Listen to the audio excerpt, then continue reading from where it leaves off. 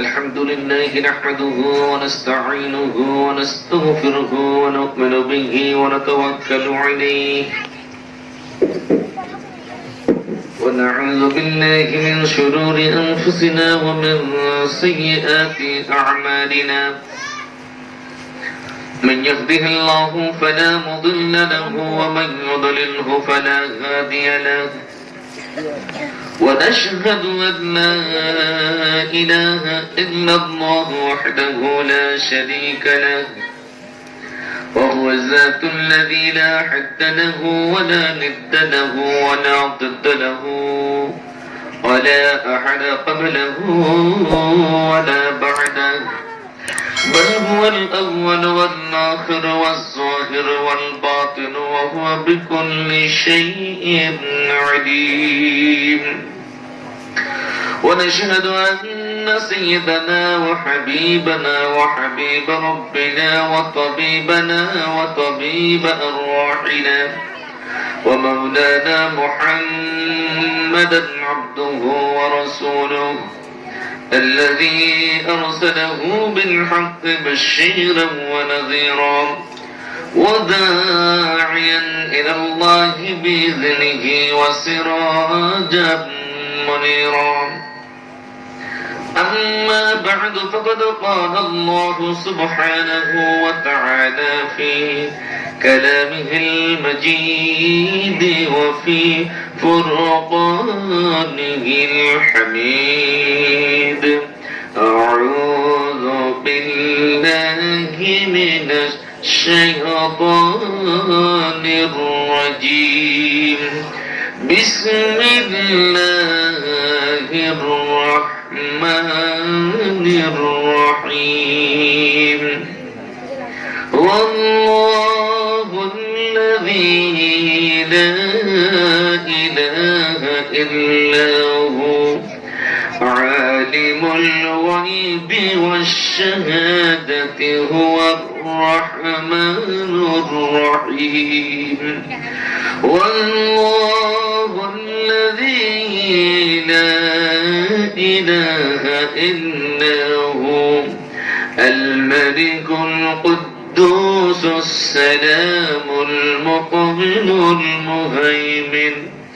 المهيمن العزيز الجبار المتكبر سبحان الله عما يشركون والله الخالق البارئ المصور له الأسماء الحسنى يسبح له ما في السماوات والأرض وهو العزيز الحكيم وقال سيدنا وحبيبنا محمد رسول الله صلى الله عليه وسلم من قرأ سورة الحشر غفر الله له ما تقدم من ذنبه وما تأخر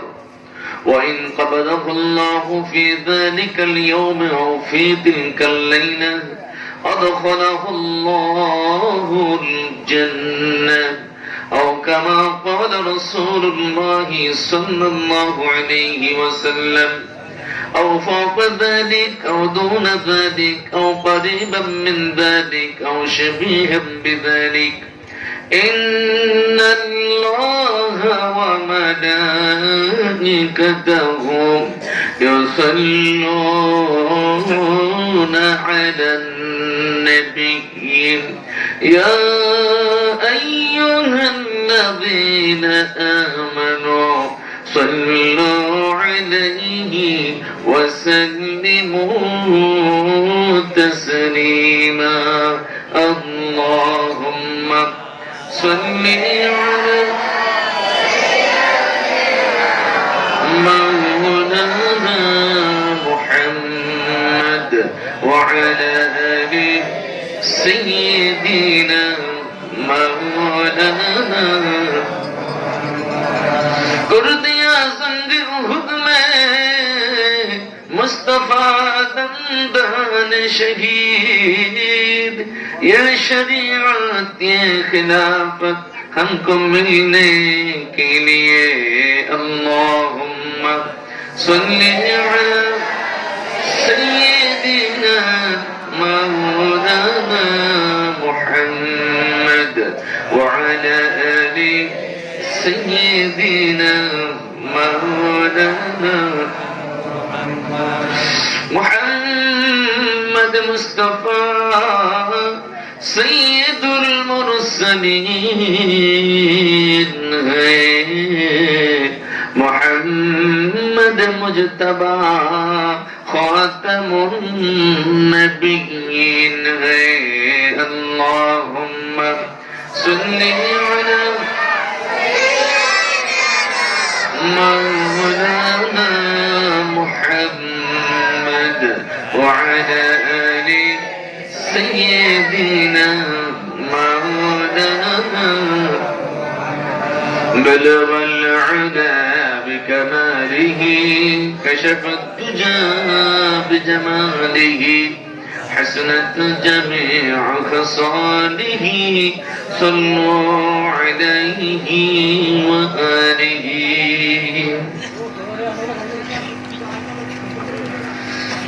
দক্ষিণ এশিয়ার ভূস্বর্গ স্বাধীন সোনার প্রিয় মাতৃভূমি বাংলাদেশের দ্বিতীয় আরব বলে খ্যাত বৃহত্তর নোয়াখালীর অন্তর্গত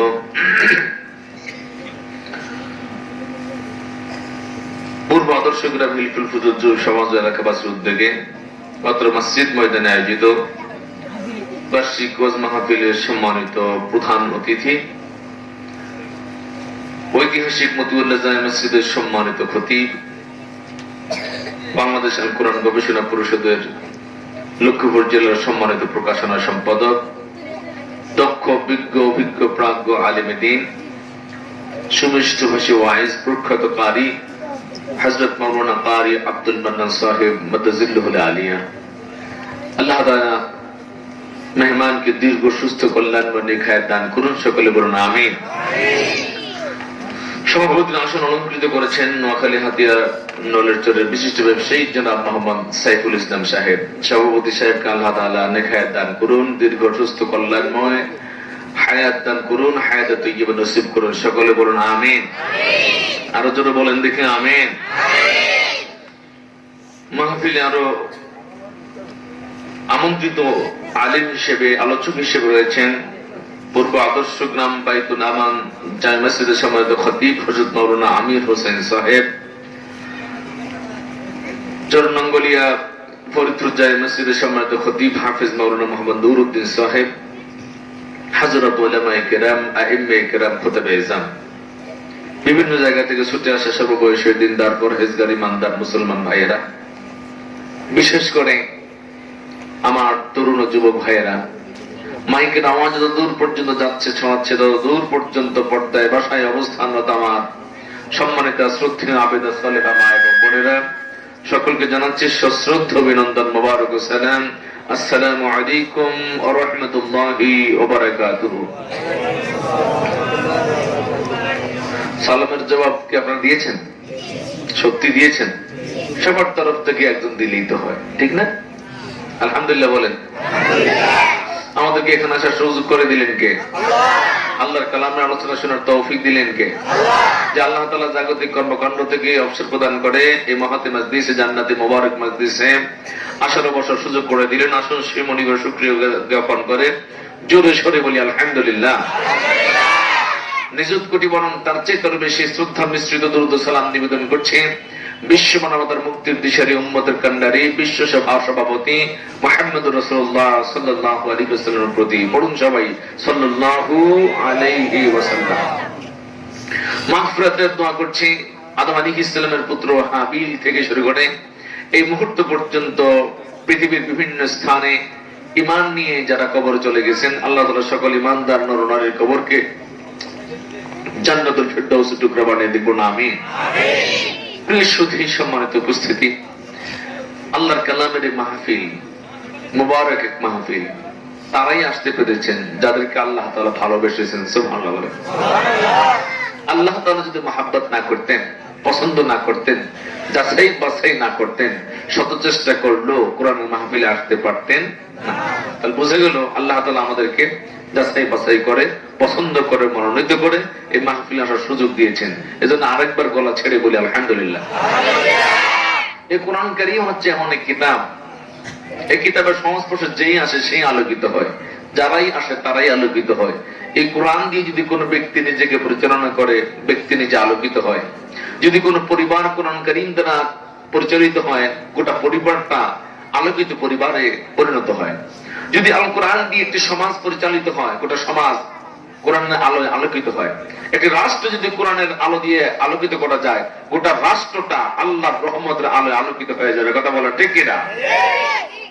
এই কোরআন কারীম দিয়েছেন আল্লাহ তাআলা পৃথিবীর বুকে শান্তি প্রতিষ্ঠার জন্য, পরকালে জাহান্নাম থেকে মুক্তি পেয়ে জান্নাতের নিশ্চয়তা প্রদানের জন্য।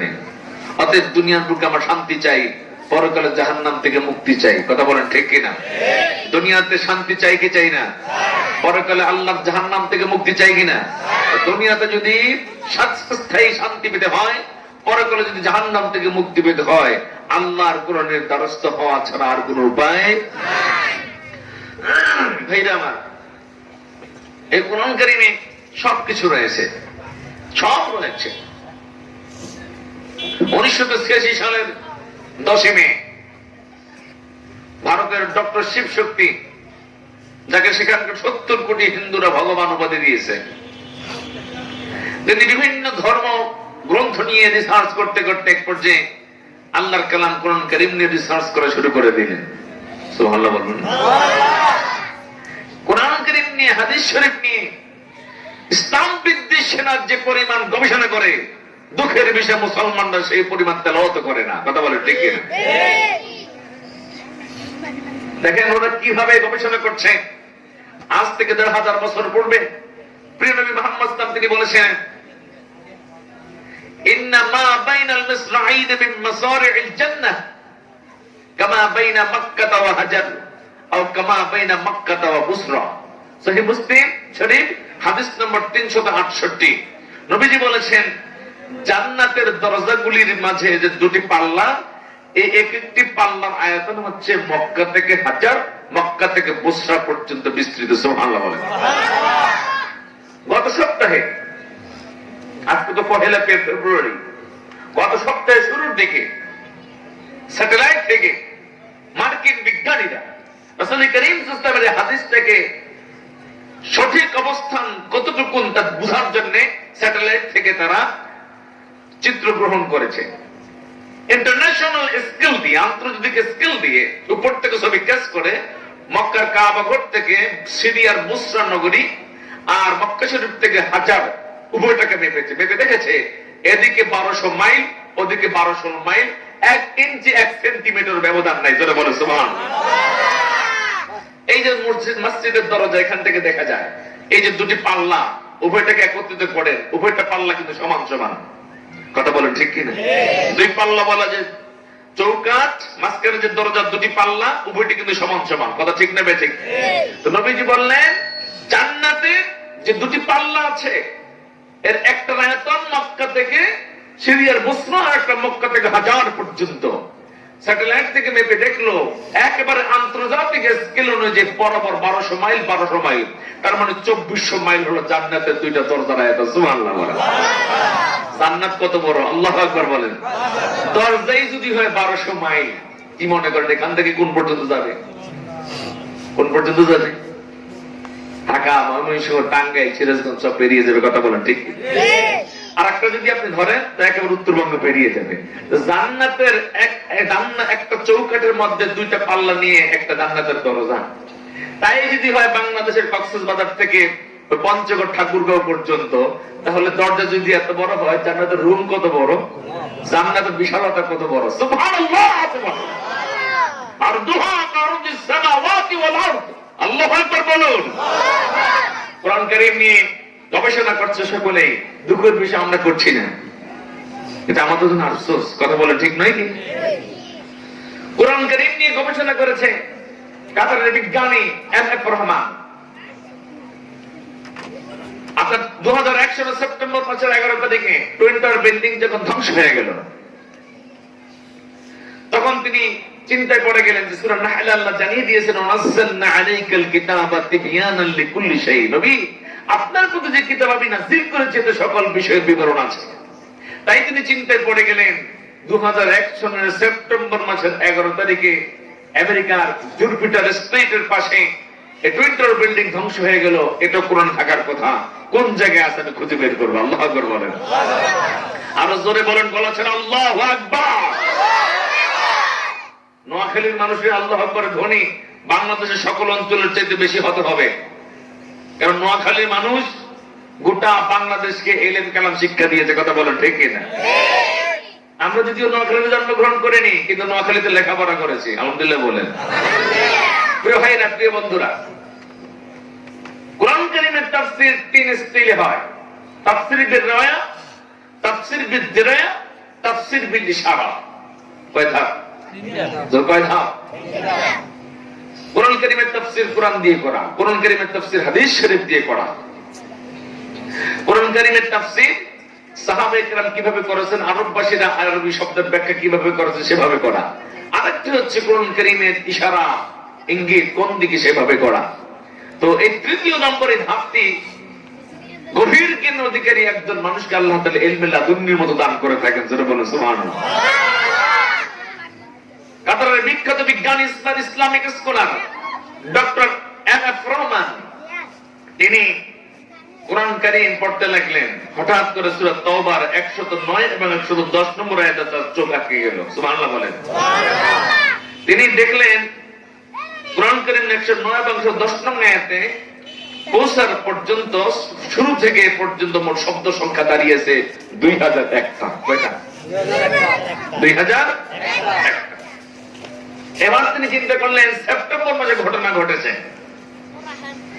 তো আরবিতে জানুয়ারি মাসের মান হচ্ছে 1, বাংলা ইংরেজিতে আরবিতে বলুন আর বাংলায় বলুন। জানুয়ারি মাস, বৈশাখ মাস, মুহররম মাস, একে কত দিয়ে লেখে? 1। কথা বলেন ঠিক না?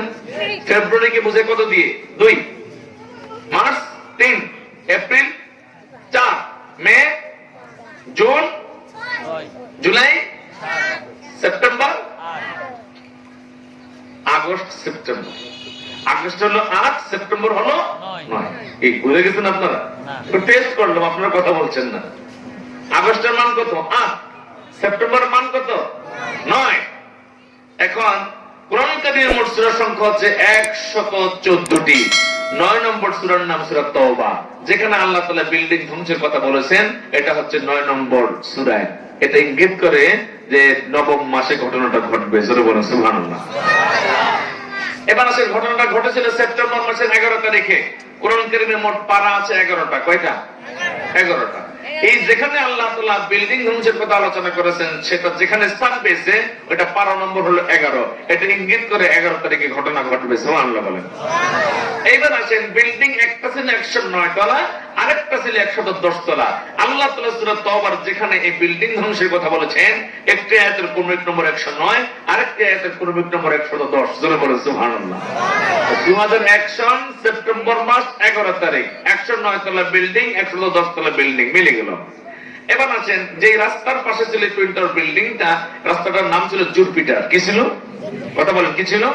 রাস্তার নাম ছিল জুপিটার। আল্লাহ রাব্বুল আলামিন কোরআন কারীমে যেখানে এই বিল্ডিং ধ্বংসের কথা বলেছেন, আল্লাহ বলেন আলা শাফা জুরুফিন হারিন।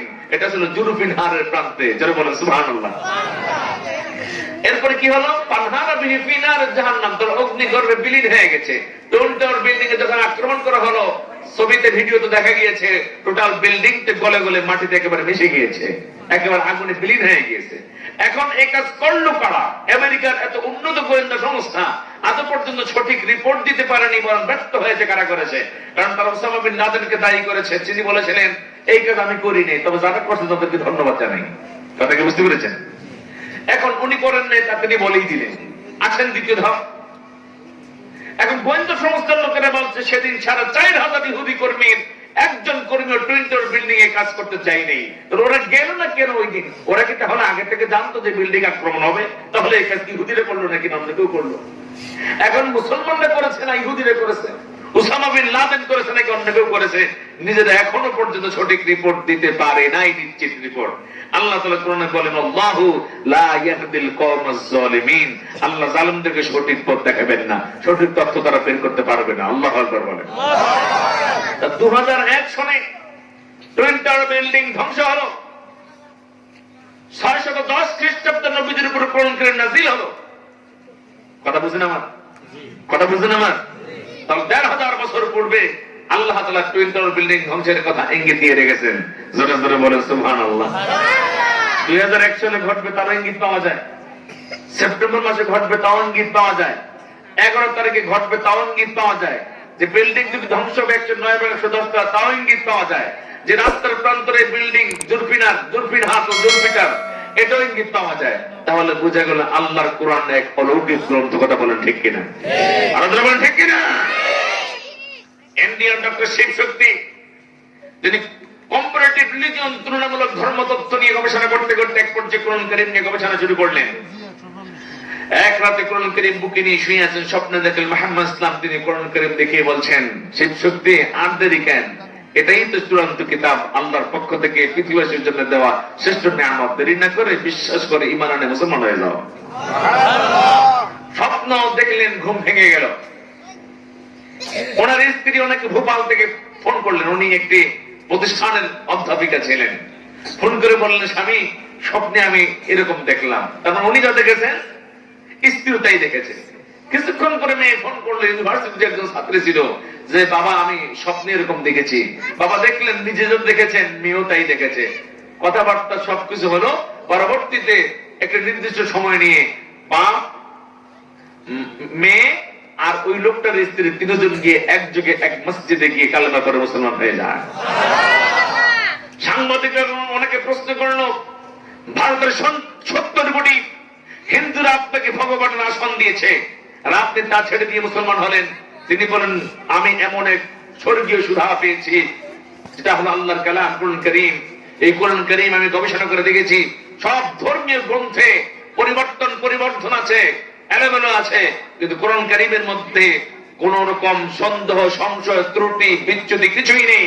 বরং এই কোরআন হচ্ছে সকল সমস্যার সমাধান, সকল জিজ্ঞাসার জবাব। জোরে জোরে বলেন সুবহানাল্লাহ। কোরআন কারীম থেকে দ্বীন ইসলামে প্রবেশ হতে উৎসাহ প্রদান করলো। এই কোরআন যদি আমরা ধরি, কোরআন যদি আমরা অনুকরণ করি, কোরআন কারীমকে যদি নিজেদের জীবনে বাস্তবায়ন করি, দুনিয়ার বুকে আল্লাহ শান্তি দিবেন, পরকালে আল্লাহ তাআলা জান্নাত দিবেন। আল্লাহ আমাদেরকে পরকালমুখী জীবন গঠনের অভিপ্রায়ে, দুনিয়াতে শান্তি স্থাপনের অভিপ্রায়ে আল্লাহর কালাম শোনার তৌফিক দান করে বলুন আমিন। আরো জোরে বলুন আমিন। আজকে আমরা আলোচনা করব সূরা হাশরের শেষ 3 আয়াতের কিছু অংশ নিয়ে। সূরা হাশর নামে কোরআন কারীমে একটা সূরা আছে। সূরার কি নাম? কথা বলুন কি নাম? সূরাতুল হাশর। আমার মনে হয় সূরা হাশরের শেষ 3 আয়াতের তাফসীর বোধহয় আপনারা শুনেননি। শুনেছেন? কেউ শুনলে হাত উঠান দেখি। শুনেছেন? বুঝে শুনেছেন? বাইরে শুনেছেন? মনে হয় সূরা হাশরের শেষ 3 আয়াতের তাফসীর তেমন শোনা যায় নাই। একটু এগুলো শোনা দরকার আছে। আছে কিনা? কথা বলার দরকার আছে কিনা?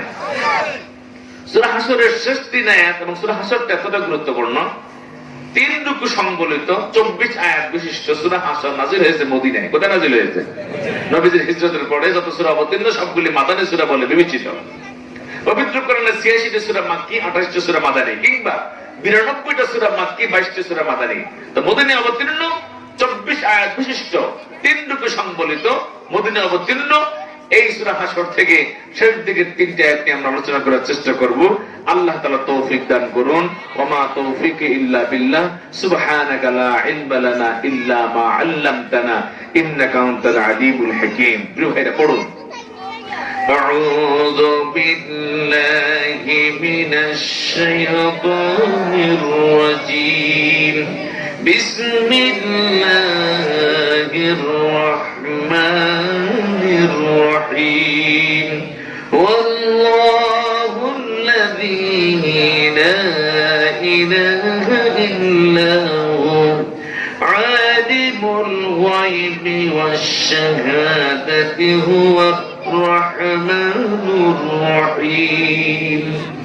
প্রিয় ভাইরা, সূরা হাশর এত গুরুত্বপূর্ণ, নবীজি বলেছেন কেউ যদি সূরা হাশর তেলাওয়াত করে আল্লাহ তাআলা আগের পরের সব গুনাহ মাফ করে দিবেন। এবং যে ব্যক্তি তেলাওয়াত করে দিনের বেলায় ওই দিন যদি মারা যায়, কিংবা কেউ যদি তেলাওয়াত করে রাতের বেলায় ওই রাত্রে যদি মারা যায়, আল্লাহ তাকে বেহেশতে প্রবেশ করিয়ে দিবেন। عن انس بن مالك رضي الله عنه قال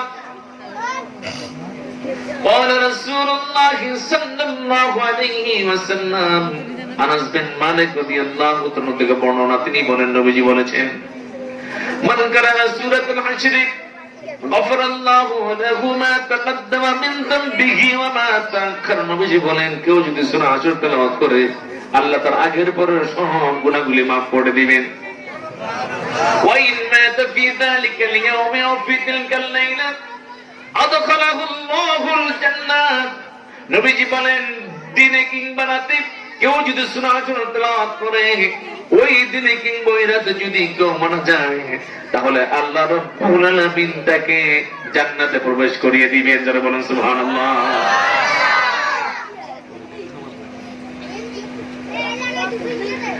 প্রিয় ভাইয়েরা আমার, বন্ধুরা আমার, রাইসুল মুফাসসিরিন হযরত আব্দুল্লাহ বিন আব্বাস রাদিয়াল্লাহু তাআলা থেকে বর্ণিত হাদিস, তিনি বলেন নবীজি মুহাম্মদ সাল্লাল্লাহু আলাইহি ওয়াসাল্লাম বলেছেন, মান কারা সূরাতুল হাশর লাম ইয়াবকা শাইউম মিনাল জান্নাতি ওয়ান নারি ওয়াল আরশি ওয়াল কুরসি ওয়াস সামাওয়াতি ওয়াল আরদি ওয়ার রিহি ওয়াস সাহাবি ওয়াল হাওয়ামি ওয়াল রিহি ওয়াস সাহাবি ওয়াল হাওয়ামি ওয়াল মালায়েকা ইল্লা সাল্লু আলাইহি ওয়াস্তাগফিরু লাহু وإن مات مات شهيدا أو كما قال رسول الله صلى الله عليه وسلم।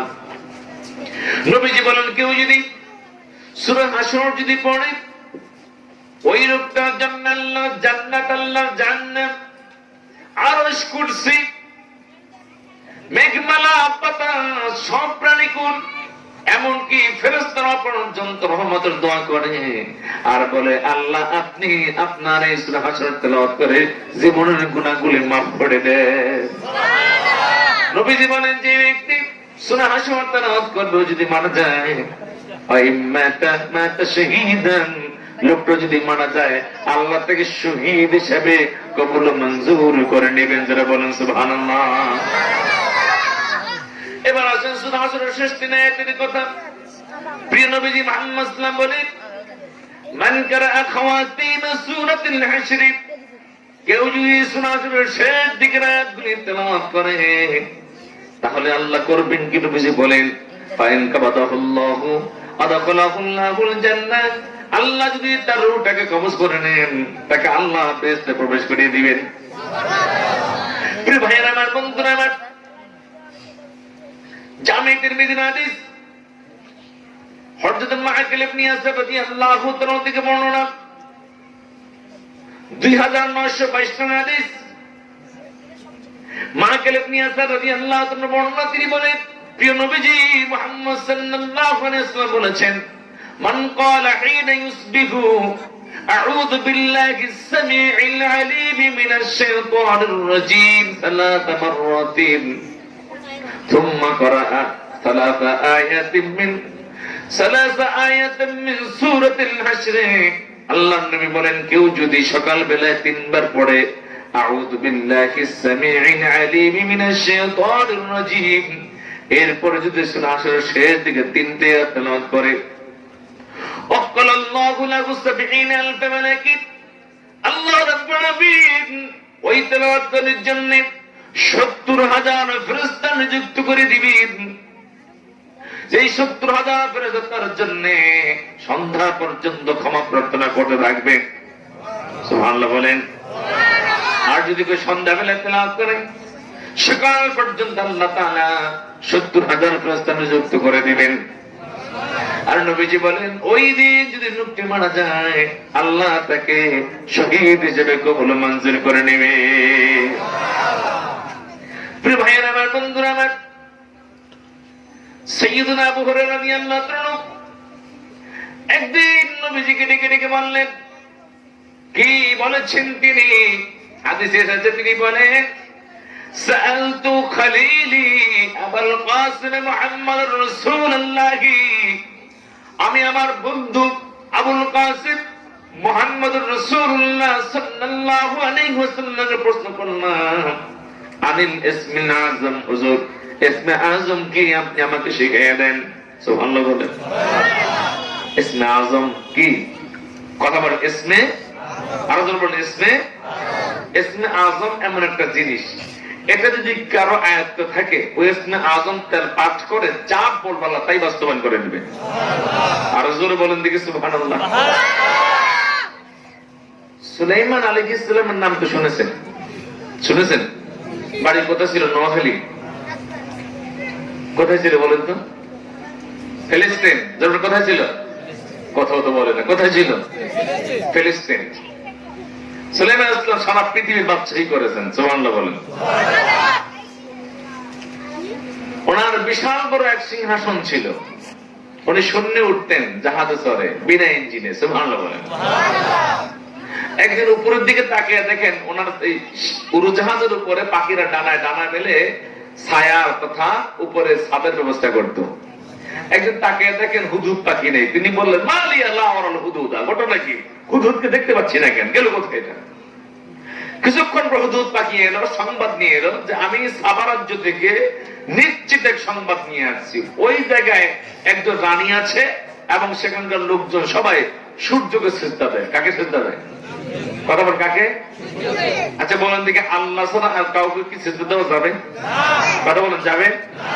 বাবাকে, মাকে, নেতাকে, কর্মীকে, এমপি মন্ত্রী, কাউকে, দুনিয়ার কাউকে সিজদা দেওয়া যাবে না। সিজদা দিতে হবে একমাত্র কাকে? আরো জোরে বলতে হবে, কাকে? এখন হুদহুদ পাখি চলে এলো আর বললে এরকম দেখেছি।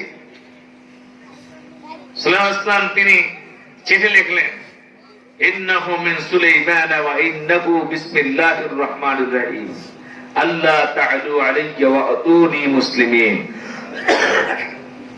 চিঠি লিখলেন, সুলাইমান ইসলামের তরফ থেকে চিঠি, পরম করুণাময় মেহেরবান আল্লাহর নামে শুরু করছি।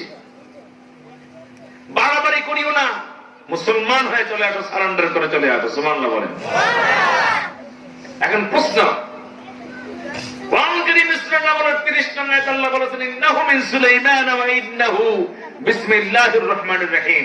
চিঠিতে প্রথমে সুলাইমান ইসলামের কথা, পরে হলো আল্লাহর কথা। এখন আগে থাকবে কার কথা? পরে থাকবে কার কথা? মানুষের কথা। কিন্তু এখানে কেন সুলাইমান ইসলামের নামটা আগে? ইমাম ফখরুদ্দিন রাজি তাফসীরে কবির উল্লেখ করেছেন, চিঠির দুটি অংশ, একটি হল ইনভেলাপ আর একটা হল মূল চিঠি। কথা ঠিক কিনা? ইনভেলাপ মানে খাম, আর ভিতরে মূল চিঠি। তিনি লিখেছেন যে ইনভেলাপের উপরে লেখা ছিল যে ইন্নাহু মিন সুলাইমান, মানে পরম সুলাইমান আলাইহিস সালাম, সুলাইমান ইসলামের পক্ষ থেকে চিঠি।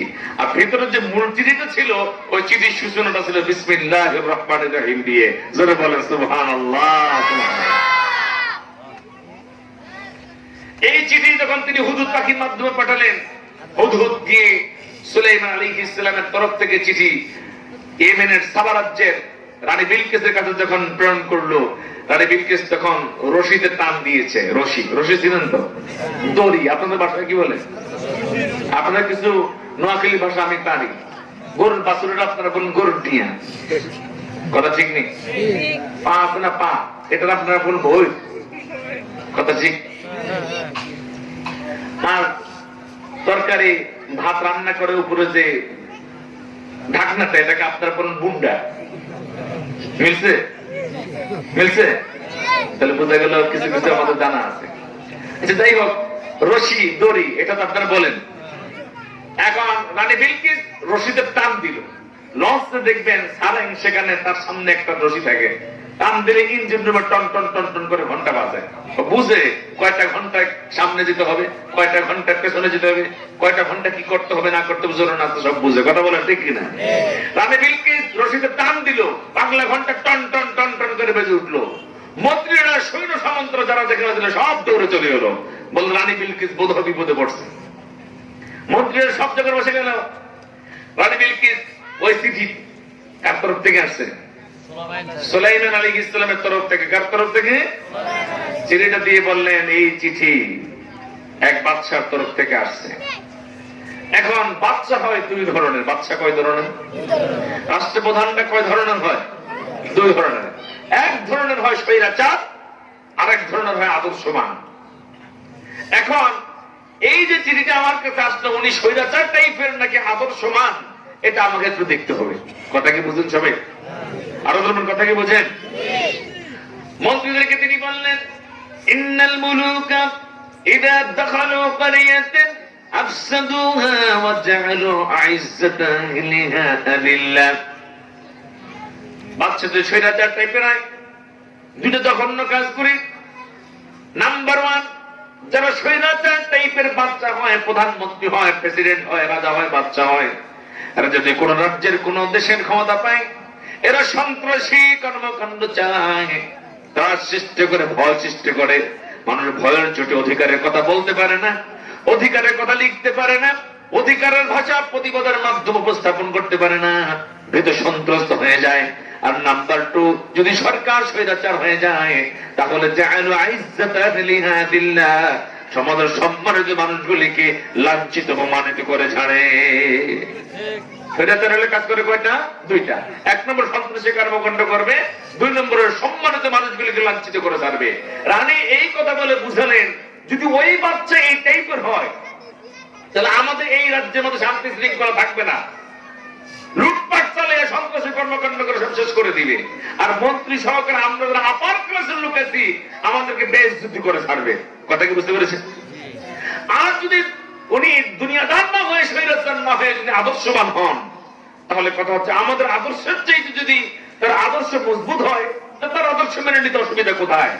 আর যদি তার আদর্শ আমাদের আদর্শের চাইতে নিম্নমানের হয়, আমরা তাদেরকে আহ্বান করে আমাদের আদর্শ জন্য গ্রহণ করে নেয়। এখন আসলে কোনটা তার নিশ্চয়তার জন্য তিনি 6 জন মন্ত্রীকে প্রস্তুত হতে বললেন। কয়জন ভাইরা, আপনারা আমার কথা বুঝেন? বুঝেন? 6 জন মন্ত্রীকে রেডি হতে বললেন। 6 জন মন্ত্রী রেডি হলো। 6 জন মন্ত্রীকে তিনি 6 খান স্বর্ণের ইট দিয়েছেন। কয়খান? 6 খান। আরো কিছু বিভিন্ন হাতিয়ার তোহফা দিলেন।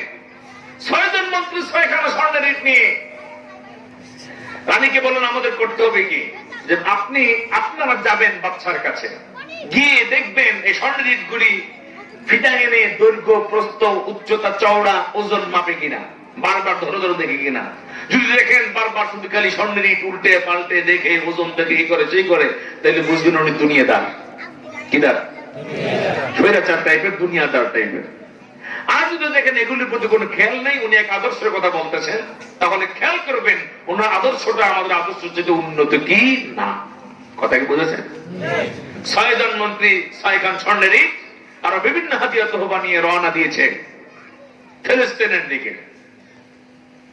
এদিক দিয়ে হুদহুদ পাখি খুব দ্রুত গতি সম্পন্ন এই পাখিটি উড়ে গিয়ে সুলাইমান আলাইহিস সালামকে জানিয়ে দিলেন, এই প্ল্যান প্রোগ্রাম পরিকল্পনা হয়েছে, এই কর্মসূচি হাতে নিয়েছে রানী, মন্ত্রীদেরকে পাঠাচ্ছে।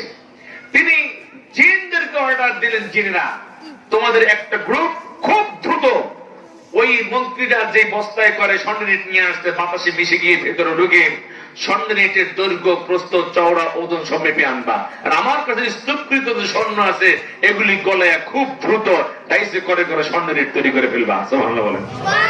আরো যারা বলেন সুবহানাল্লাহ।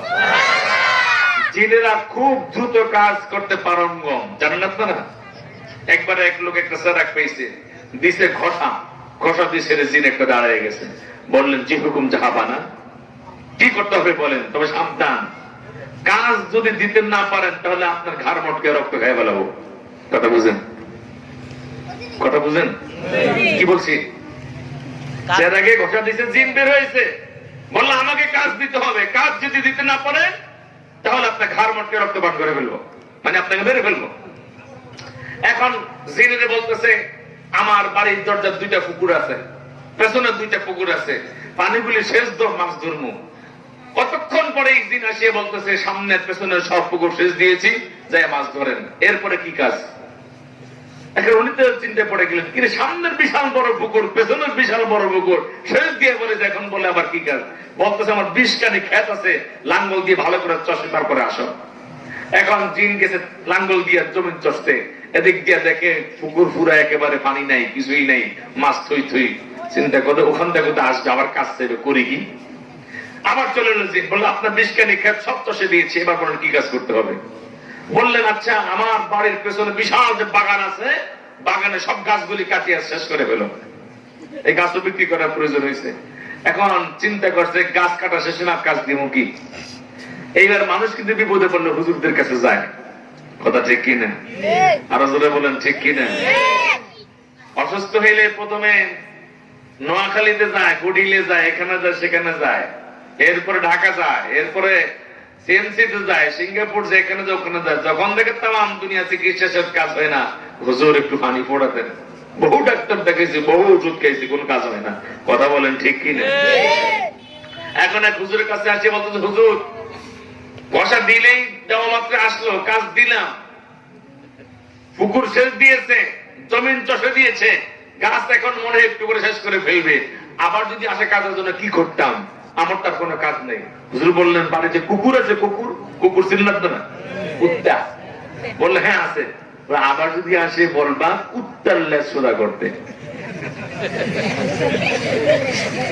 কিসের লেজ সোজা করতে? এখন দিন আসে বলে যেরকম জাহামানা সব শেষ, এখন কি কাজ? বললে আমরা কুত্তার লেজটা বাঁকা হয়ে থাকে, একটু সোজা করো।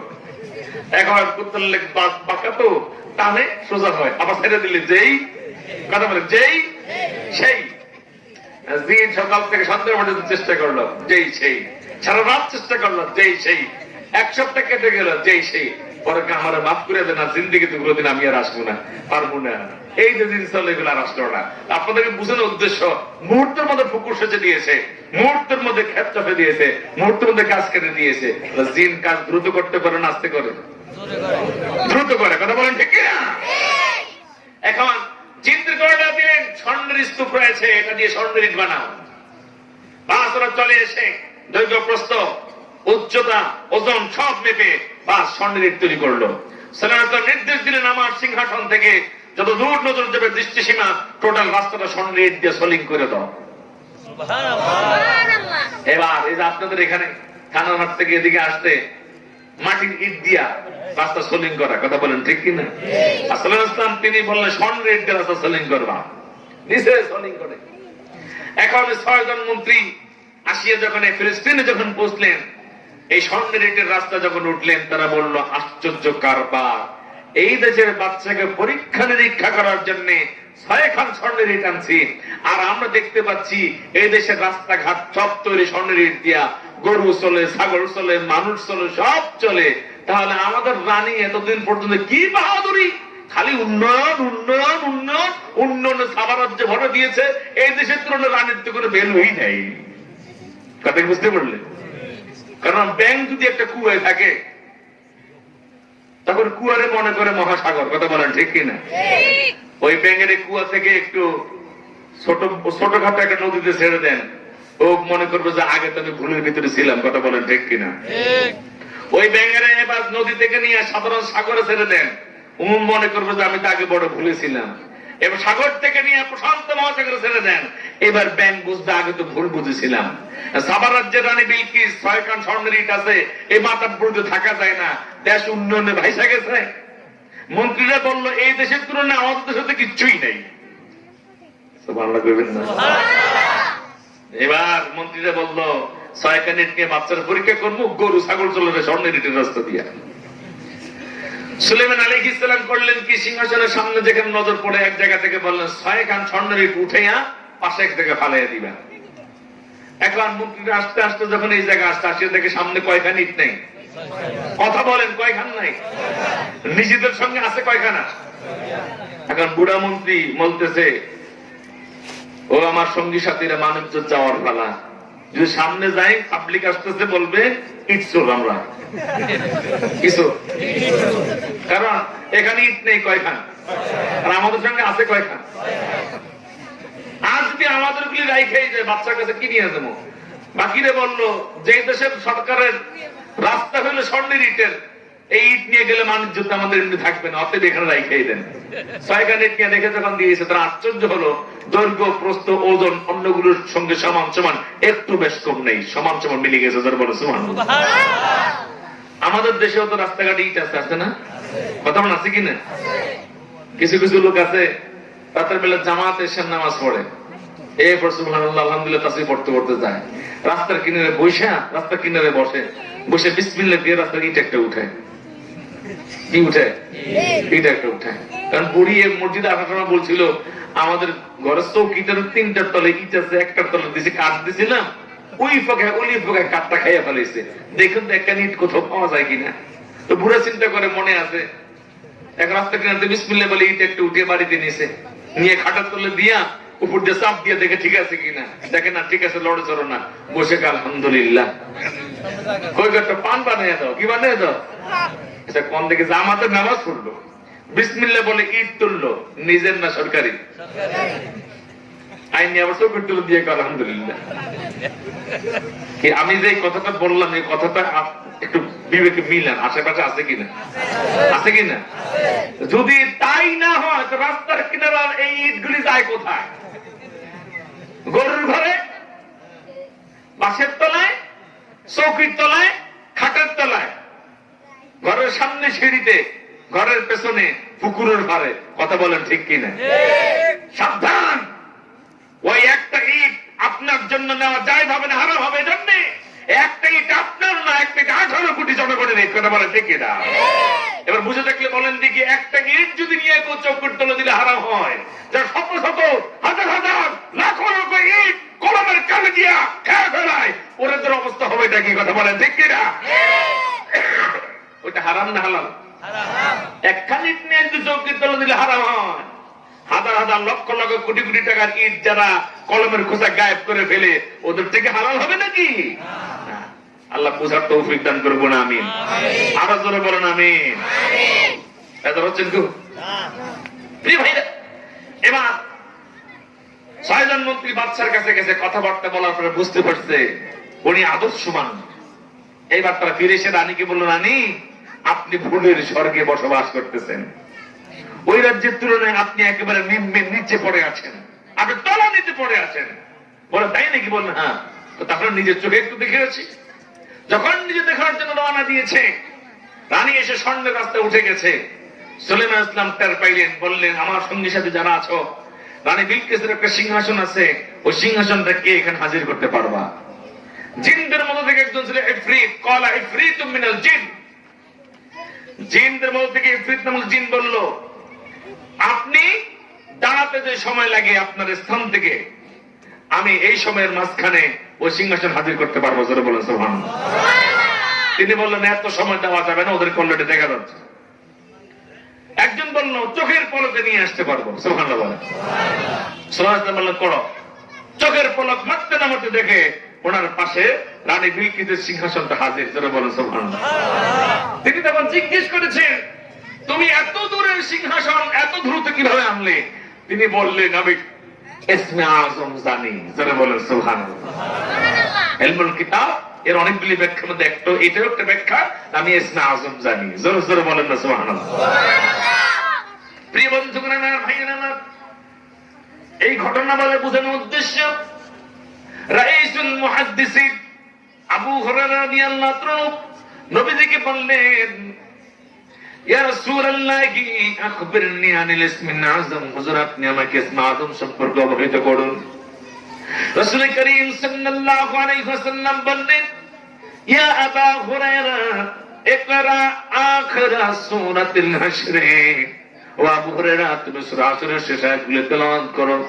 হযরত আবু হুরায়রা বলেন, ফাআদতু ফাআদাহু ফাআদতু ফাআদাহু ফাআদতু ফাআদাহু। 3 বার করে আমি নবীজিকে আবার বললাম। নবীজি 3 বার একই কথা বললেন। সূরা হাশরের শেষ 3 আয়াত তেলাওয়াত করো, তার মানে সূরা হাশরের শেষ 3 আয়াতের মধ্যে ইসমে আযম লুকায়িত রয়েছে। জোরে বলেন সুবহানাল্লাহ। আরো জোরে বলেন না সুবহানাল্লাহ। তাহলে সূরা হাশরের শেষ 3 আয়াতের গুরুত্ব কম না বেশি? কথা বলেন কম না বেশি? তাহলে সকালে পড়লে সন্ধ্যা পর্যন্ত কত হাজার ফেরেশতা দোয়া করে? কথা বলেন কত হাজার? সন্ধ্যাবেলায় পড়লে সকাল পর্যন্ত কত হাজার? আর ওই দিন যদি কেউ মারা যায়, আল্লাহ তাকে কি হিসেবে কবুল করবেন? শহীদ হিসেবে, জান্নাতি হিসেবে। জোরে জোরে বলুন সুবহানাল্লাহ। সুবহানাল্লাহ। তাহলে বোঝা গেল আয়াতকে অত্যন্ত গুরুত্বপূর্ণ। কথা বলুন ঠিক নয় কি? এই 3টে অত্যন্ত গুরুত্বপূর্ণ, ওয়েটফুল। আসুন আমরা একটু ব্যাখ্যা করি সংক্ষিপ্ত পরিসরে, পুরো ব্যাখ্যা তো করা যাবে না, লা ইলাহা ইল্লাল্লাহর ব্যাখ্যা করব। আল্লাহ তৌফিক দেখ, আমিন। আল্লাহ পরিচয় দিচ্ছেন হু আল্লাহুল্লাযী লা ইলাহা ইল্লাহু, তিনি আল্লাহ এমন এক সত্তা, তিনি ছাড়া আর কোন ইলাহ নাই। সুবহানাল্লাহ বলেন। আল্লাহ তোমার নিজের পরিচয় দিচ্ছেন।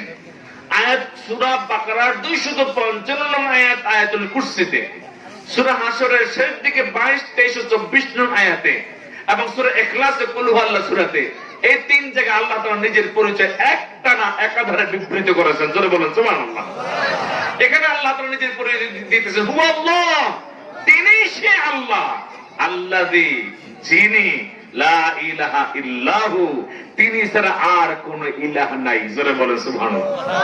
আল্লাহ তাআলা এখানে নাম্বার 1 নিজের পরিচয় দিচ্ছেন লা ইলাহা ইল্লা হুয়া, তিনি ছাড়া কোন ইলাহ, এই পরিচয় আল্লাহ দিচ্ছেন। জোরে বলেন সুবহানাল্লাহ। আমরা পড়েছি লা ইলাহা ইল্লাল্লাহ, কথা বলেন, আমরা পড়েছি লা ইলাহা ইল্লাল্লাহ। কোরআন কারীমের মধ্যে আল্লাহ রাব্বুল আলামিন লা ইলাহা ইল্লাল্লাহ, লা ইলাহা ইল্লা হুয়া, এভাবে তিনি কোরআন কারীমে 37 জায়গায় নিজের একত্ববাদের পরিচয় দিয়েছেন। যারা বলেন সুবহানাল্লাহ। আর এক জায়গায় সূরা ফাতিহা 29 নং আয়াতে আল্লাহ বলেছেন মুহাম্মাদুর রাসূলুল্লাহ, রাসূল সাল্লাল্লাহু আলাইহি ওয়াসাল্লামের কথা উল্লেখ করে দিয়েছেন। সুবহানাল্লাহ বলেন। আর বরাবর লা ইলাহা ইল্লাল্লাহ সরাসরি বলেছেন সূরা সাফফাতের 35 নং আয়াতে, লা ইলাহা ইল্লাল্লাহ সরাসরি বলেছেন সূরা মুহাম্মাদের 17 নং আয়াতে। যারা জোরে বলেন সুবহানাল্লাহ। লা ইলাহা ইল্লাল্লাহ পড়তে খুবই সহজ, কিন্তু ওজন অনেক ভারী। সুবহানাল্লাহ বলবেন না? লা ইলাহা ইল্লাল্লাহ পড়তে কয়েক ঘন্টা কি লাগে? কয়েক মিনিট কি লাগে? সামান্য 2-3 সেকেন্ডে লা ইলাহা ইল্লাল্লাহ, কথা বলা ঠিক কিনা? কিন্তু এই লা ইলাহা ইল্লাল্লাহর ওজন কত? সহিহ ইবনে হিব্বান 2324 নং হাদিস। মুসা আলাইহিস সালাম যখন 6 লক্ষ বনী ইসরায়েল নিয়ে লোহিত সাগর পাহাড়ে আমার কিংবা পাহাড়ে কুলজুম পাড়ি দিলেন, ফিরআউন যখন 1 লক্ষ সৈনিক নিয়ে পানি খেয়ে ডুবিয়ে মরল, মুসা রাসূল উপরে গিয়ে বললেন ইয়া রাব্বি আল্লিমনি শাইআন আযকুরুকা ওয়া আদউকা বিহি, আল্লাহ এমন কিছু বিষয় আপনি আমাকে শিখিয়ে দিন যা দিয়ে আমি আপনার জিকির করব, আপনার কাছে আমি দোয়া করব। আল্লাহ রাব্বুল আলামিন বলে দিলেন ইয়া মুসা কুল লা ইলাহা ইল্লাল্লাহ, মুসা তুমি বলো লা ইলাহা ইল্লাল্লাহ। মুসা আলাইহিস সালাম বলেন ইয়া রাব্বি কুল্লু ইবাদিন লাকা ইয়াকুলুনা হাযা, আল্লাহ আপনার সব বান্দাই তো কথা বলে, এই কথা বলেছে। ঈমানদাররা আমরা বলি কিনা লা ইলাহা ইল্লাল্লাহ? জোরে বলেন বলি কিনা? আরো জোরে বলেন না বলি কিনা? প্রিয় ভাইরা আর বন্ধুরা, মুসা আলাইহিস সালাম যখন বললেন না আপনার সকল বান্দাই তো বলে লা ইলাহা ইল্লাল্লাহ, আল্লাহ তখন জবাব দিল মুসা শোনো, লাউ আন্নাস সামাওয়াতিস সাবআ ওয়া আমিরাহুন্না ওয়াল আরদিনা সাবআ ফি কাফফাতিন ওয়া লা ইলাহা ইল্লাল্লাহ ফি কাফফাতিন উখরা লামালাত বিতাকাতু লা ইলাহা ইল্লাল্লাহ। মুসা 7 আকাশের জমিন আর যা কিছুর মাঝে আছে সব যদি এক পাল্লায় রেখে দেওয়া হয়, আর কালেমা লা ইলাহা ইল্লাল্লাহ যদি এক পাল্লা রেখে দেওয়া হয়, তাহলে ওই 7 আকাশের জমিনের পাল্লার চাইতে কালেমা লা ইলাহা ইল্লাল্লাহ ওজন অধিক বেশি ভারী হয়ে যাবে। আর জোরে বলেন না সুবহানাল্লাহ। বন্ধুগণ আমার, ভাইরা আমার, জামে তিরমিজি 2641 নং হাদিস, প্রিয় নবীজি মুহাম্মদ সাল্লাল্লাহু আলাইহি ওয়াসাল্লাম বলেছেন ইউসাহু বিরাজুলিন মিন উম্মতি আলাল খালাইক ইয়াউমাল কিয়ামাহ। নবীজি বলেন কিয়ামতের দিন আমার একজন উম্মতকে সকল সৃষ্টিরাজির সামনে দাঁড়া করানো হবে।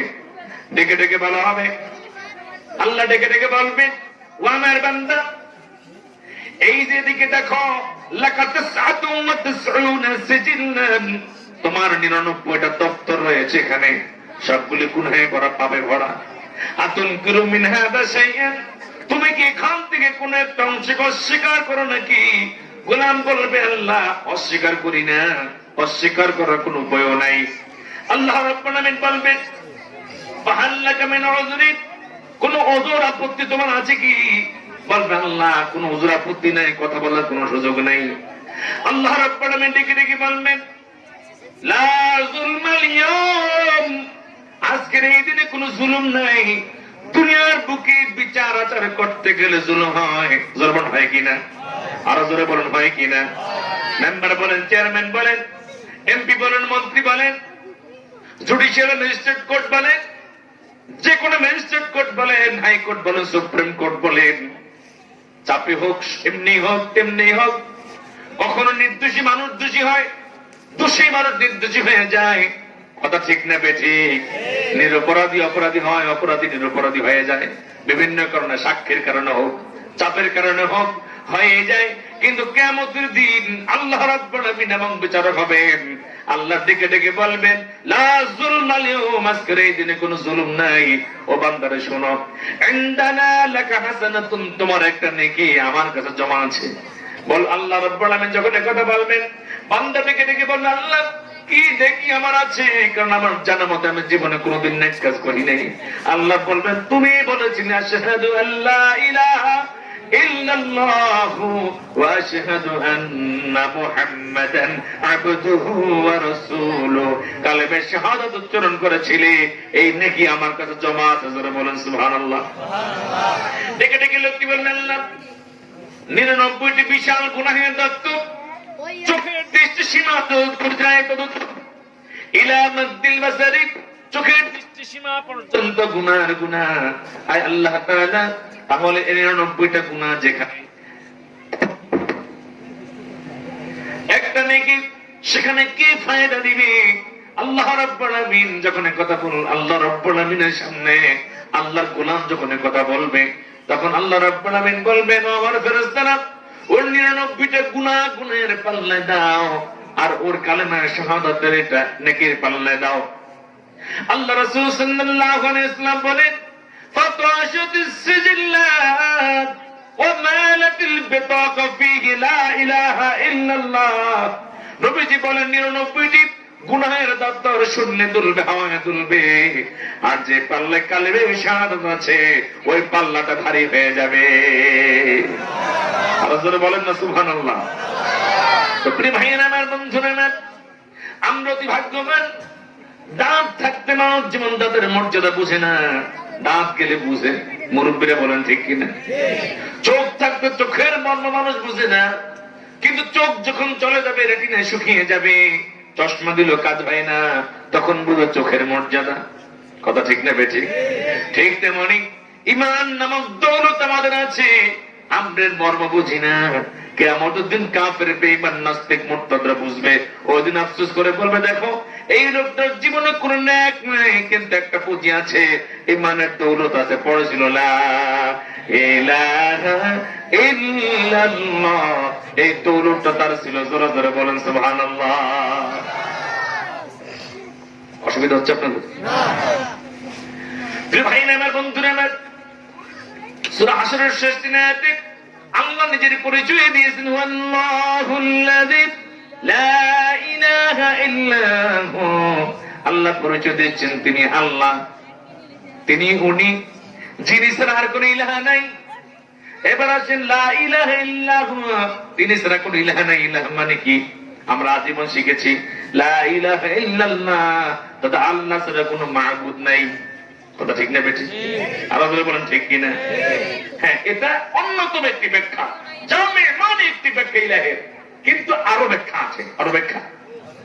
হাফিজ আবুল ফিদা ইমাদউদ্দিন ইবনে কাসির রাহমাতুল্লাহ আলাইহি তাফসীর ইবনে কাসিরের মধ্যে উল্লেখ করেছেন লা ইলাহা ইল্লা হুয়া, এর অন্যতম একটা ব্যাখ্যা হবে লা মালজা ইল্লা হুয়া, লা ইলাহা ইল্লাল্লাহ লা মালজা ইল্লাল্লাহ, আল্লাহ ছাড়া আর কোন ভরসা স্থল নাই। ভরসা একমাত্র কারোর উপরে। আরো যারা বলেন না কারোর উপরে।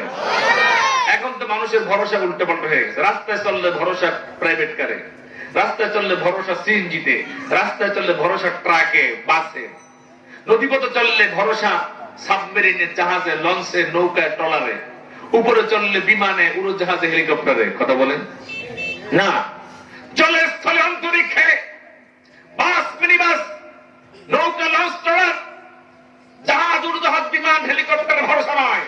জলে, স্থলে, অন্তরিক্ষে সর্বত্র ভরসা করতে হবে একমাত্র কার উপর? আর যারা বলেন কার উপর? তার উপর ভরসা করতে হবে। বন্ধুগণ আমার, ভাইয়ের আমার, আল্লাহর উপরই ভরসা করতে হবে। ওয়া'আলাল্লাহি ফালিয়াতাওয়াক্কালিল মুমিনুন, আল্লাহর উপর ভরসা করা মুমিনদের উচিত। নবীজি মুহাম্মদ সাল্লাল্লাহু আলাইহি ওয়াসাল্লাম আল্লাহর উপর ভরসা করেছেন, সব নবীরা ভরসা করেছেন, সব নবীর সাহাবীরা ভরসা করেছেন, আল্লাহর খাঁটি বান্দারা ভরসা করেছেন। যারা আল্লাহর কথা মতো চলে না, আল্লাহকে বিশ্বাস করতে চায় না, ওরও যখন বিপদে পড়ে নিজের অজান্তে আল্লাহর উপকে ডাকে, আল্লাহকে ভরসা করে। কথা বলেন ঠিক কিনা? ঢাকা থেকে যখন নৌপথে হাতিয়া যাবে লঞ্চে চড়ে, চাঁদপুরে আসিয়া যখন